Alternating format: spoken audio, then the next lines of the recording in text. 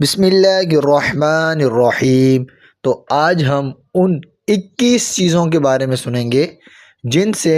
روزہ ٹوٹ جاتا ہے، یعنی 21 مسئلوں کے بارے میں سنیں گے کہ اگر یہ چیز پائی گئی تو روزہ ٹوٹ جائے گا۔ نمبر 1، کھانے پینے جمع کرنے سے روزہ جاتا رہتا ہے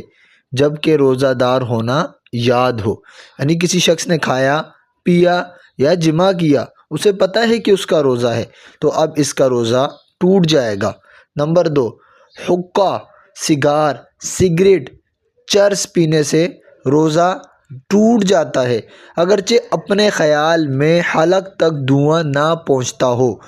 بلکہ پان یا صرف تمباکو کھانے سے بھی روزہ جاتا رہتا ہے اگرچہ پیک تھوک دی ہو کہ اس کے باریک اجزاء ضرور حلق میں پہنچیں گے۔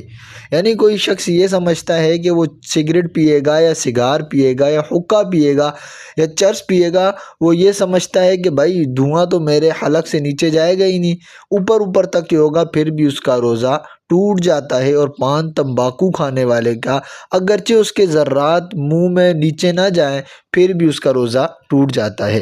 نمبر 3، شکر وغیرہ ایسی چیزیں جو منہ میں رکھنے سے گل جاتی ہیں، منہ میں رکھی اور تھوک نگل گیا، روزہ جاتا رہا۔ یوں ہی دانتوں کے درمیان کوئی چیز چنے کے برابر یا زیادہ تھی، اسے کھا گیا، یا کم ہی تھی مگر منہ سے نکال کر پھر کھا لی، یا دانتوں سے خون نکل کر حلق سے نیچے اترا اور خون تھوک سے زیادہ یا برابر تھا یا کم تھا مگر اس کا مزہ حلق میں محسوس ہوا، تو ان سب صورتوں میں روزہ ٹوٹ جائے گا۔ اور اگر خون کم تھا اور مزہ بھی محسوس نہ ہوا تو روزہ نہیں ٹوٹے گا۔ یعنی دانت سے خون نکلا یا دانتوں میں کوئی روٹی کے ذرات پھنسے ہوئے ہیں اور وہ ایک چنے کے برابر ہیں یا چنے سے کم بھی ہیں، اسے نکالا پھر منہ میں ڈال کر کھا گیا تو روزہ ٹوٹ جائے گا۔ اگر وہ چنے سے کم ہے یا خون کم ہے، اس کا جو مزہ ہے یعنی اس کا جو ذائقہ ہے وہ حلق میں محسوس نہیں ہوا تو روزہ نہیں ٹوٹے گا۔ اگر حلق میں ذائقہ محسوس ہوا تو اس صورت میں بھی روزہ ٹوٹ جائے گا۔ نمبر 4، روزے میں دانت اکھڑوایا اور خون نکل کر حلق سے نیچے اترا، اگرچہ سوتے میں ایسا ہوا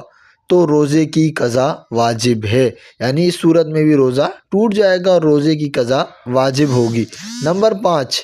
کوئی چیز پخانہ کے مقام میں رکھی اور اس کا دوسرا سرا بار رہا تو نہیں ٹوٹا ورنہ جاتا رہا، لیکن اگر وہ